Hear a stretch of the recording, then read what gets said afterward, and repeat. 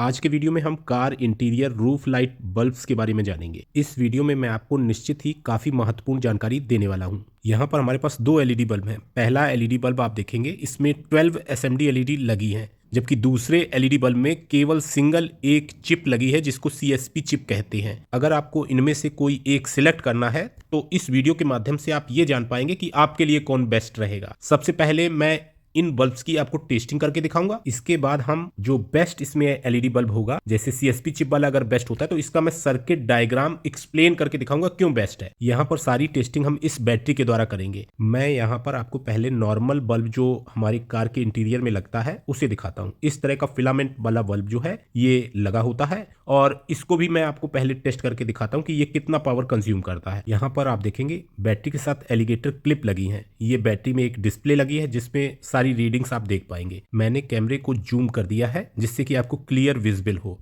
अब हम बल्ब के साथ में एलिगेटर क्लिप को कनेक्ट करेंगे जिससे कि हमें डिस्प्ले में सारे जो मेजरमेंट है वो दिखाई देंगे। डिस्प्ले में आप देखेंगे 14.1 वोल्ट पे 0.4 एम्पियर बल्ब द्वारा कंज्यूम किया जा रहा है। बल्ब का रेजिस्टेंस 34.3 ओम है। एलईडी बल्ब की तुलना में फिलामेंट वाले बल्ब ज्यादा एनर्जी कंज्यूम करते हैं। अब यहाँ पर आप देखेंगे ये 12 एसएमडी एलईडी वाले बल्ब को हम टेस्ट करने वाले हैं, तो इसे भी मैं एलिगेटर क्लिप के साथ जोड़ देता हूं। डिस्प्ले में आप देखेंगे ये बल्ब 14.1 वोल्ट पे 0.2 एम्पियर करंट कंज्यूम कर रहा है। अच्छा, इसके द्वारा 83.1 ओम का रेजिस्टेंस प्रोड्यूस किया जा रहा है। हालांकि ये एलईडी बल्ब काफी कम ब्राइटनेस के साथ ग्लो हो रहा है। अब हम ये सीएसपी एलईडी चिप वाले बल्ब की टेस्टिंग करेंगे। मैं सीएसपी चिप वाले एलईडी लाइट्स पे पहले भी वीडियो बना चुका हूं। इस वीडियो के डिस्क्रिप्शन में आपको उनका लिंक मिल जाएगा। सीएसपी एलईडी चिप वाले बल्ब की ब्राइटनेस काफी तेज होती है। 14.1 वोल्ट पे 0.3 एम्पियर करंट इसके द्वारा कंज्यूम किया जा रहा है। इसका इंटरनल रेजिस्टेंस 50.3 ओम है। यहाँ पर इस टेस्टिंग के द्वारा हमने इनकी ब्राइटनेस को भी देखा। सबसे ज्यादा ब्राइटनेस सीएसपी एलईडी चिप वाले बल्ब में थी। अब मैं एसएमडी एलईडी और सीएसपी एलईडी चिप वाले बल्ब का टेयर डाउन करके आपको दिखाऊंगा, जिससे कि आपको इनके इंटरनल स्ट्रक्चर भी देखने को मिलेंगे, क्योंकि अभी जो इनके कनेक्टर हैं उनके अंदर के पार्ट्स हमको सही से विजिबल नहीं हो रहे हैं। साथ ही हमको सर्किट भी देखना है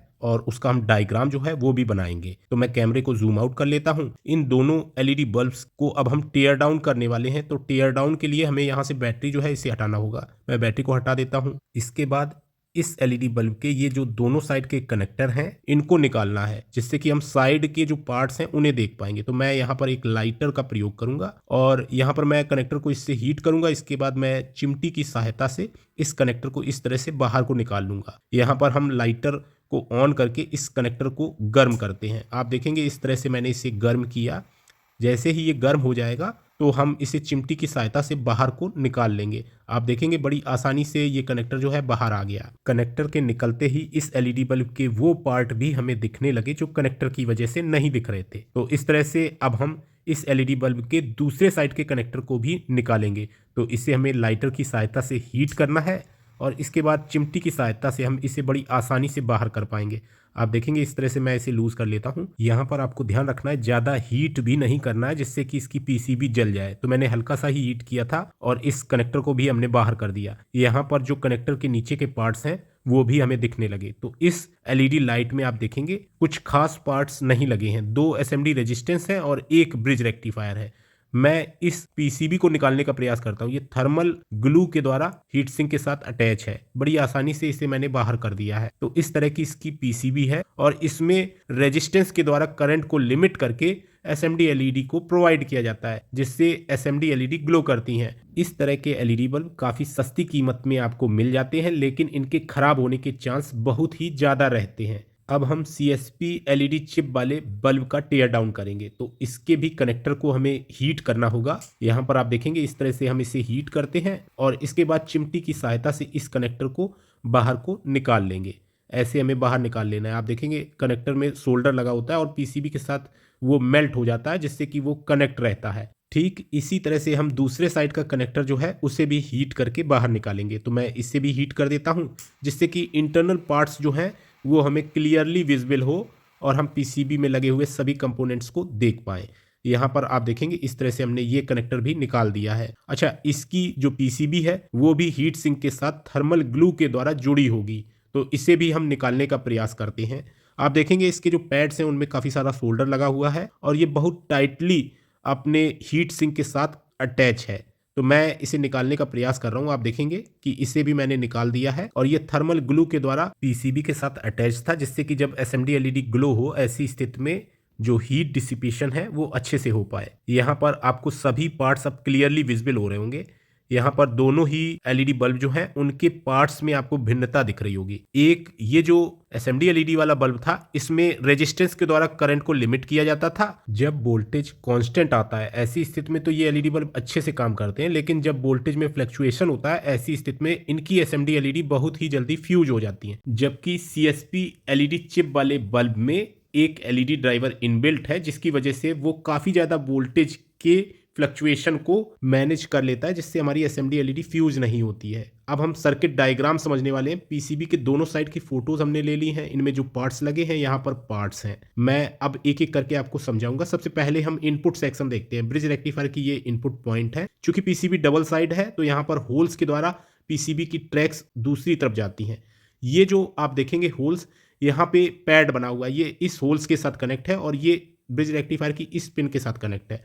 यहाँ पर एक कनेक्टर लगता है, ये वाला कनेक्टर। इसी तरह से दूसरी साइड की पिन आप देखेंगे उसका ये होल है, ये हमारी इस पिन के साथ कनेक्ट है और इस होल के द्वारा आप देखेंगे ट्रैक दूसरी तरफ जा रही है और इन दोनों पैड्स के द्वारा दूसरे कनेक्टर को कनेक्ट किया जाता है। ब्रिज रेक्टिफायर लगाने का मुख्य उद्देश्य इनपुट में अगर पोलैरिटी चेंज हो जाती है तब भी हमें निश्चित रूप से प्लस और माइनस इन्हीं पॉइंट्स पर मिलेगा।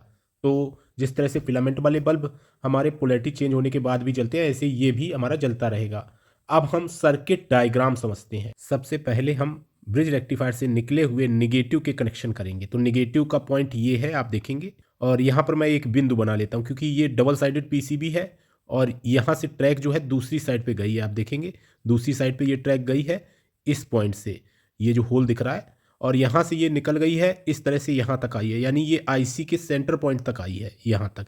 तो मैं इसका कनेक्शन जो है वो करके अभी आपको दिखाऊंगा किस तरह से ये कनेक्ट है। यहाँ पर निगेटिव जो है ये हमारे इस एसएमडी कैपेसिटर के साथ कनेक्ट है इस सिरे से। आप देखेंगे इस तरह से मैं इससे निगेटिव के साथ कनेक्ट कर देता हूँ। इसके बाद ये निगेटिव जो है ये हमारे आईसी के सेंटर वाली पिन के साथ कनेक्ट है। मैं यहाँ पर एक डॉट बना देता हूँ सेंटर पिन, इससे आप मानेंगे। इसके बाद हम डॉटेड लाइन बनाएंगे। तो ये डॉटेड लाइन के द्वारा मैं दर्शाऊंगा, चूंकि ये पीसीबी के अपोजिट साइड में है और हमें अभी और भी ट्रैक्स बनानी है, कोई ट्रैक कटनी नहीं चाहिए। ये वाली ट्रैक हमने डॉटेड दिखा दी है। पीसीबी में ग्राउंड या नेगेटिव ट्रैक ज़्यादा नहीं है। अब हम यहाँ पर पॉजिटिव ट्रैक जो ब्रिज रेक्टिफायर से जाती है वो कहाँ कहाँ जाएगी उससे देखेंगे।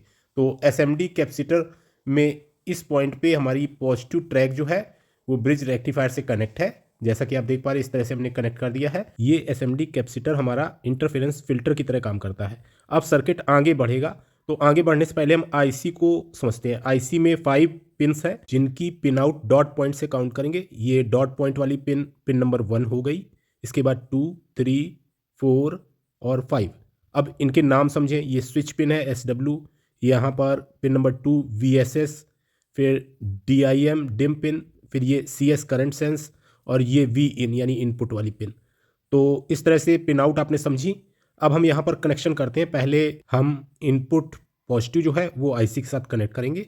VIN पिन जो है वो हमारे पॉजिटिव के साथ कनेक्ट हो जाएगी। तो इसे हम इस तरह से ब्रिज रेक्टिफायर से आने वाले पॉजिटिव के साथ कनेक्ट कर देते हैं। तो यहाँ पर आईसी में पॉजिटिव जो है वो पहुँच गया। यहाँ पर आप देखेंगे ब्रिज रेक्टिफायर से पॉजिटिव एसएमडी कैपेसिटर से होता हुआ आईसी की VIN पिन पे पहुँच गया। पिन नंबर 5 VIN पिन है और pin number 4 current sense pin है। इन्हीं के साथ में एक R330 रेजिस्टेंस जुड़ी है, यानी 0.33 ओम की रेजिस्टेंस। इस तरह से हमने कनेक्ट कर दी। अब यहीं से CS पिन हमारी सीधे LED से कनेक्ट होती है।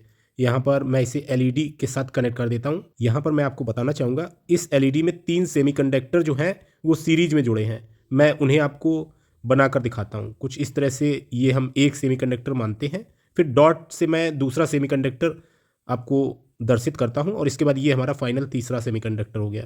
तो यहाँ पर 3 सेमीकंडक्टर सीरीज में है। अब ये LED का जो दूसरा पॉइंट है इसको हम इंडक्टर के साथ जोड़ेंगे। यहाँ पर इंडक्टर के साथ हमें इसे कनेक्ट करना है। तो इस तरह से हम इसे कनेक्ट करेंगे। यहाँ पर ये इंडक्टर के साथ कनेक्ट हो गया। यहाँ पर मैं आपको बताना चाहूँगा कि इंडक्टर में जो एनर्जी स्टोर होगी स्विचिंग के दौरान उसी से हमारी LED ग्लो करती है। तो यहाँ पर अब इंडक्टर की जो दूसरी पिन है उससे हम आईसी के स्विच वाले पॉइंट के साथ कनेक्ट करेंगे। ये SW पॉइंट है यानी स्विचिंग पॉइंट है, इसके साथ हम इंडक्टर का कनेक्शन करते हैं। तो कुछ इस तरह से हमने ट्रैक बनाई और इसे इंडक्टर की दूसरी पिन के साथ कनेक्ट कर दिया यहाँ पर इस तरह से। स्विचिंग के दौरान इंडक्टर में स्टोर एनर्जी को हमें LED तक पहुँचाने के लिए एक डायोड जो कि शॉटकी डायोड है का उपयोग करना होता है। तो इसे हम यहाँ पर SW के साथ इस तरह से कनेक्ट करेंगे। पोलैरिटी आपको ध्यान रखनी है। शॉटकी डायोड का एनोड IC के SW पिन और कैथोड VIN पिन के साथ कनेक्ट होगा इस तरह से।